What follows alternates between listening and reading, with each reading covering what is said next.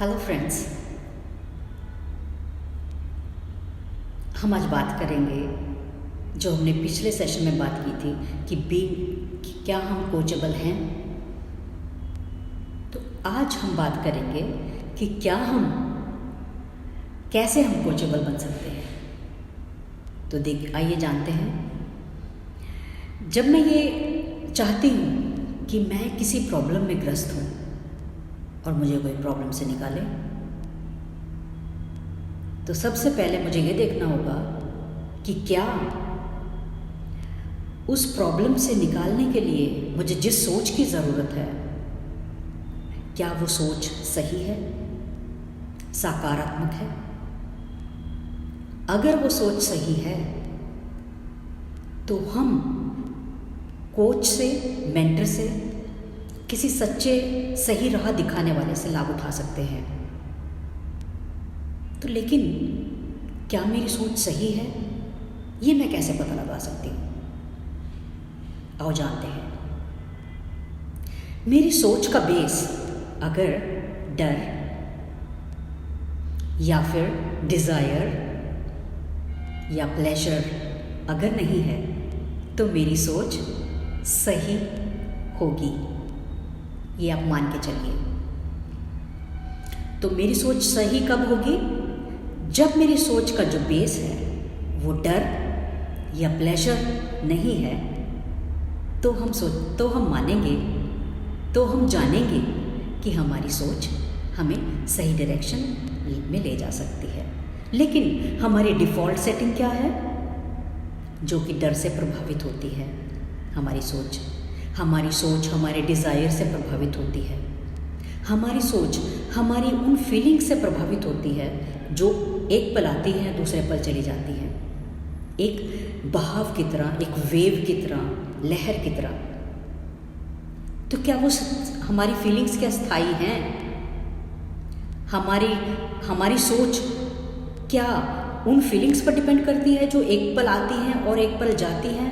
और क्या वो फीलिंग्स हमें हायर रास्ते पे ले जा रही हैं या नहीं ले जा रही हैं, या नीचे ले जा रही हैं, सही राह दिखा रही हैं या गलत राह दिखा रही हैं? तो हम जब अपनी फीलिंग्स को ऊंचे दर्जे पर ले जाते हैं, यानी कि अगर हमारे अंदर कंपैशन है, ऊंचे दर्जे का मतलब ये है कि अगर हमारे अंदर कंपैशन है और वो कंपैशन किसी डर या डिज़ायर या प्लेजर से प्रभावित नहीं है, उसका वो बेस नहीं है, तब हम ये मानेंगे कि हमारी वो फीलिंग्स हमें सही और अच्छे उच्च लेवल पर ले जा रही हैं, और जो हमारी क्रिया होगी उन भावनाओं से वो हमें विकास की तरफ ले जाएगी, ग्रोथ की तरफ ले जाएगी। हमारा भला जिसमें है और दूसरे का भला जिसमें निहित है, उसकी तरफ ले जाएगी। और इससे क्या होगा? हम अपनी रचनात्मक कैपेबिलिटी को बढ़ाएंगे। वो कैसे? जैसे मैं ये सोचती हूँ कि मेरी लाइफ में कुछ भी नहीं है, Why I am living? I don't have any purpose. I don't have this. I don't have that. I am, engrossed in these kind of problems and situations in my life. Why it only happens with me?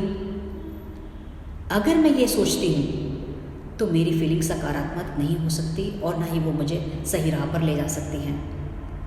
अगर मैं ये सोचूंगी कि कितना मेरा बड़ा सौभाग्य है कि मैं जिंदा हूँ, मेरे ऊपर कितने उपकार हैं लोगों के, I should feel grateful for everyone in this world, in this universe, who is working day and night for me.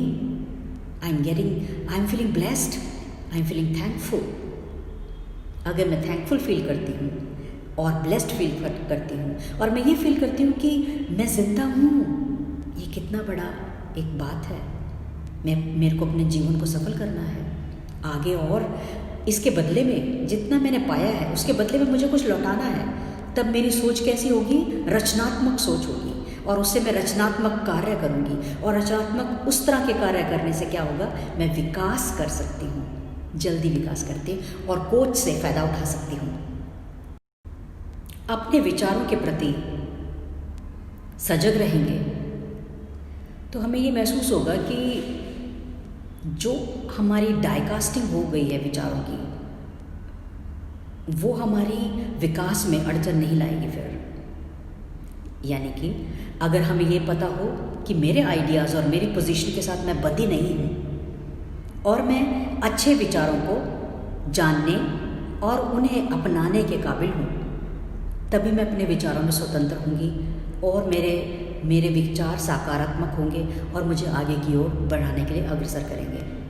लेकिन हमारी डाइकास्टिंग हो गई है, उन विचारों के साथ हम बंध गए हैं, अपनी पोजीशन के साथ हम बंध जाते हैं, अपने विचारों के साथ हम बंध जाते हैं। इसलिए उससे बाहर निकलना हमारे लिए बिल्कुल नामुमकिन जैसे होता है।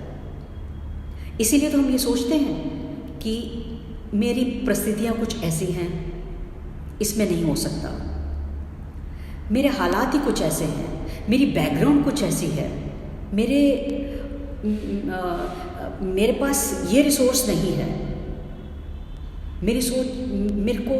मैं इस प्रॉब्लम से नहीं निकल सकती, और ये मेरी दिनचर्या है, इसके बिना अगर मैं इसको छोड़ती हूँ, अगर मैं रिस्क लेती हूँ इसको छोड़कर, तो मैं बाकी का जीवन, बाकी की ज़रूरतें कैसे पूरी करूँगी। तो काफ़ी विचार हमारे अंदर घूमते हैं कि जो हमें नए विचारों को अपनाने में दिक्कत पैदा करते हैं। तो हमारी उन विचारों के साथ हम बायस हो जाते हैं, हम बहुत तर्क वितर्क करते हैं, हम अपने आप को डिफेंड करते हैं। किस लिए? विनाश के रास्ते से हटने के लिए नहीं, विनाश के रास्ते में ही रहने के, असफलता में ही रहने के लिए हम अपने आप को क्या करेंगे? डिफेंड। तो हमारे से बड़ा दुश्मन कौन हुआ हमारा? हम या कोई दूसरा? हम खुद।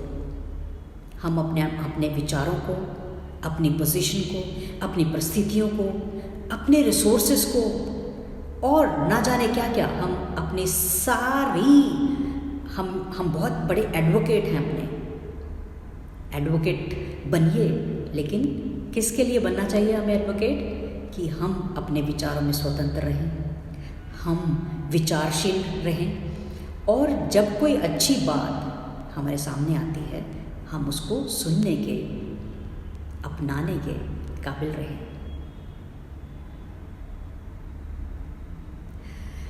तो काश कि हम ऐसा कर सकें, तभी एक अच्छा कोच का मिलना या अच्छे मेंटर का मिलना या अच्छे गुरु का मिलना हमारे जीवन में लाभकारी हो सकता है। से हमारे अंदर मेंटल ब्लॉक्स पैदा होते हैं। मेंटल ब्लॉक्स पैदा होने से हमारे माइंड में ब्लाइंडनेस आती है, यानी कि हमारे विचारों में उल्टा दृष्टापन आ जाता है, यानी कि जो सही है वो गलत नज़र आएगा और जो गलत है वो सही। तो हम प्रॉब्लम में और धंसेंगे या प्रॉब्लम से बाहर निकलेंगे?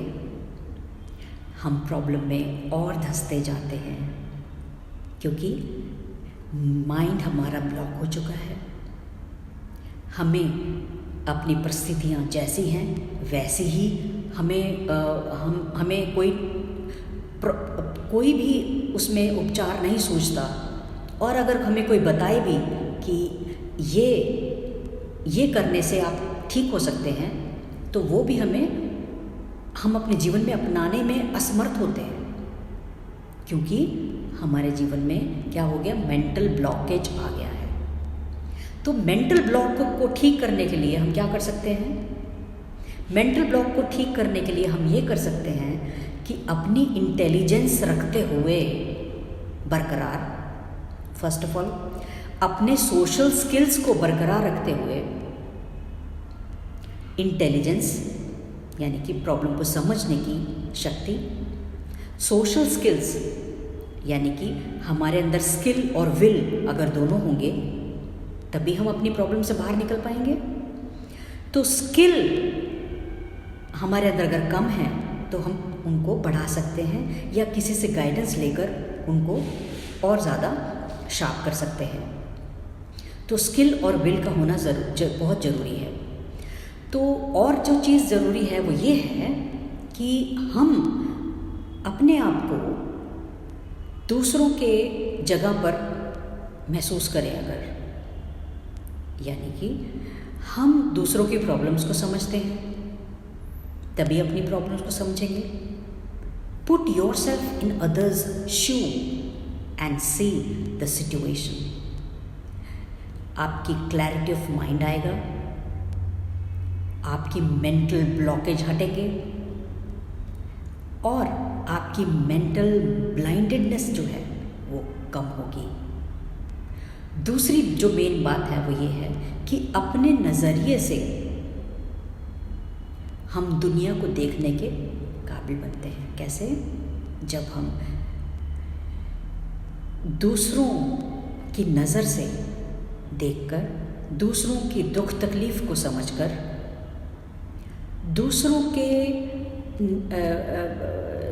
दूसरों के अनुसार दूसरे क्या सोच रहे हैं उसको देखकर उनके लिए कंपैशन अगर हमारे अंदर पैदा होता है, अगर हम अपनी सिचुएशन को बहुत बड़ा मान रहे हैं, अपनी प्रॉब्लम को बहुत बड़ा मान रहे हैं और दूसरे की प्रॉब्लम हमें नज़र नहीं आती है, तो आप अपनी प्रॉब्लम में धंसते ही जाएंगे।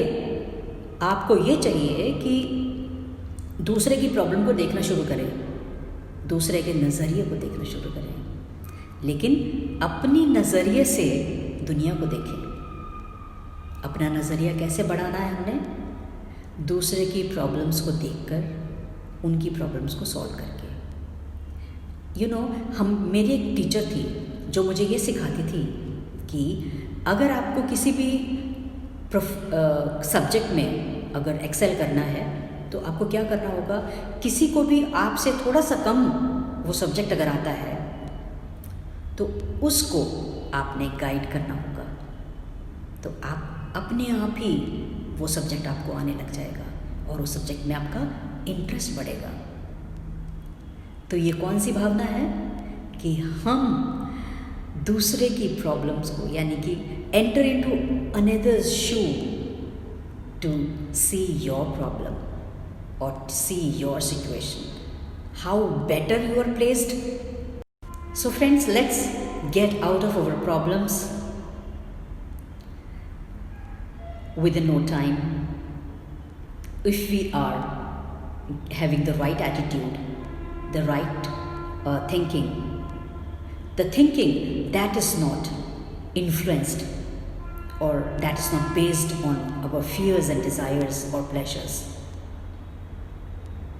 So let us come out of our mental blockages. Let us break the glass ceilings and challenge the limits so that we can, evolve to our max capability. So let's break the glass ceilings and turn our absolute best and remain coachable for the whole life. Learn and unlearn things that are not taking you higher. तो काश कि हम ये जान सकें, ये सच्चाई, और अपने विचारों को बदलकर अपनी सारी काया को पलट सकें, विचारों को बदलकर अपने आप को कोचेबल बनाएं और सही कोच से, सही मेंटर से, सही गुरु से लाभ उठाएं और अपने जीवन को आगे ले जाएं। So I am blessed because I am alive. I am thankful. I am grateful. Thank you.